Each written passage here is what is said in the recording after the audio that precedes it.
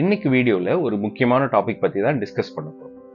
நிறைய தாய்மார்கள் என்ன கேட்குறாங்கன்னா, அதாவது என் குழந்தை ராத்திரியில் ரொம்ப பயங்கரமாக அழுகுறாங்க சார், என்ன சார் பண்ணணும் அப்படின்னு கேட்குறாங்க. அதாவது பச்சிளம் குழந்தைகள் நான் சொல்கிறது.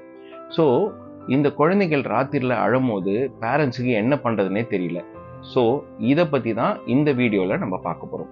நைட்டில் குழந்தைகள் பயங்கரமாக அழுகுறாங்க அப்படின்னா அதுக்கு நிறைய காரணங்கள் இருக்கலாம். ஒன்று, பசியினால் அழலாம்.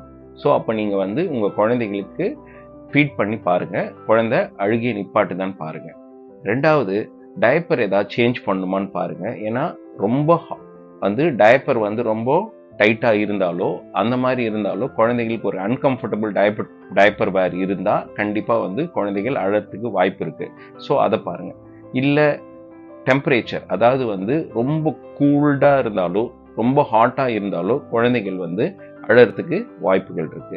இல்லை ஏதோ ஒரு இன்செக்ட் பைட்டோ அந்த மாதிரி ஏதோ ஒரு பூச்சிக்கடியோ ஏதோ ஆச்சுனாலும் குழந்தைகள் ரொம்ப வீல்னு அழுவும். ஸோ இதெல்லாம் ஒரு காமனான காசஸ். பட் அதை விட ரொம்ப முக்கியமான காசஸ் 2 இருக்கு. அது என்ன சார் அப்படின்னா, கோலிக்கி பெயின் சொல்லும். அதாவது வயிறுல டைஜஷன் ப்ராப்ளம்னால குழந்தைகள் அழுவுறது. ஸோ இந்த மாதிரி அது எப்படி இருக்கும் சார் அப்படின்னா, குழந்தை அழுதுகிட்டே இருக்கும், விட்டு விட்டு விட்டு அழுவும், கொஞ்ச நேரம் பிரேக் விடும், திருப்பியும் அழுவும். அந்த மாதிரி நேரங்களில் நம்ம என்ன பண்ணணும் அப்படின்னா, குழந்தைய நம்மளுடைய தோல் மேலே சாய்ச்சிக்கணும். குழந்தையோட வயிறு நம்ம தோல் மேலே படும்போது ஒரு கம்ஃபர்ட் குழந்தைகளுக்கு கொடுக்கும். ஸோ அது கோலிக்கி பெயின். அண்ட் உங்கள் டாக்டர்ஸை நீங்கள் கேட்டிங்கன்னா அந்த கோலிக்கி பெயினுக்கு சில மருந்துகள் கொடுத்துருப்பாங்க. அதாவது லைக் கோலிக்கைடோ, கேஸ்ட்ரிக் கான்ட்ரா ட்ராப்ஸ், அந்த மாதிரி சில டைஜஷனுக்காக கொடுக்கக்கூடிய மருந்துகள் இருக்கும். அது நீங்கள் டாக்டர் சொல்கிற டோஸ் நீங்கள் கொடுத்தீங்கன்னா குழந்தைகள் கொஞ்சம் கம்ஃபர்டபுள் ஆகும். ஸோ கோலிக்கி பெயின் ரொம்பவே முக்கியமான ஒரு காரணம் குழந்தைகள் விடாமல் அழறதுக்கு. அண்ட் ரெண்டாவது என்ன அப்படின்னா, குழந்தைகளுக்கு காது வலி ஏற்பட்டால் கண்டிப்பாக அழுவும்.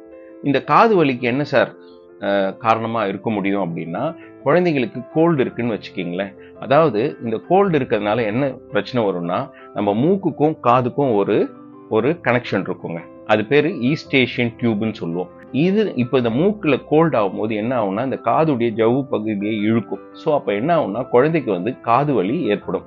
அது எப்படி சார் அப்படின்னா, நீங்கள் இப்போ நீங்கள் ஒரு மலையில் ஏறி போகிறீங்கன்னா உங்கள் காதெல்லாம் ஏன் அடைக்குது? ஸோ இதனால தான். அப்போது என்னென்னா, அந்த மூக்குக்கும் காதுக்கும் உள்ள இயர் கெனால் இருக்கு பார்த்தீங்களா, அந்த ஈஸ்டேஷியன் டியூப் இன்ஃபெக்ட் ஆகுறதுனால அதை ஈஸ்டேஷியன் கட்டார்னு சொல்லுவாங்க. அப்போ என்ன ஆகும்னா, குழந்தை காது வலியில் ரொம்பவே அழுகும். அப்போ நீங்கள் என்ன பண்ணணும், காதுக்கு ட்ராப்ஸ் போடணும்னு அவசியம் இல்லை. கோல்டுக்கு உண்டான மெடிசன்ஸ் நீங்கள் வீட்டில் வச்சுருந்தீங்கன்னா அதை போட்டு, அண்ட் சலைன் நேசல் ட்ராப்ஸ், உங்கள் குழந்தையோட மூக்கில் ஒரு நார்மல் சலைன், அதாவது அது உப்பு தண்ணி தான் சொல்லுவாங்க, அந்த சலைன் நேசல் ட்ராப்ஸ் போட்டிங்கன்னா குழந்தைகள் கம்ஃபர்டபுளாக தூங்கும்.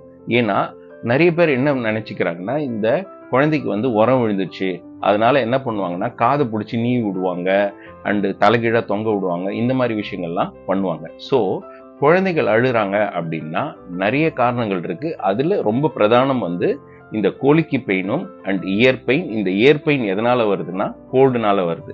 ஸோ இதுக்கு என்னென்ன பண்ணணுன்றதை இந்த வீடியோவில் நான் சொல்லியிருக்கேன். இது கட்டாயம் உங்களுக்கு யூஸ்ஃபுல்லாக இருந்திருக்கும். இந்த மாதிரி நிறைய யூஸ்ஃபுல்லான தகவல் உங்களுக்கு தெரியறதுக்கு எங்கள் சேனலை சப்ஸ்கிரைப் பண்ணுங்கள்.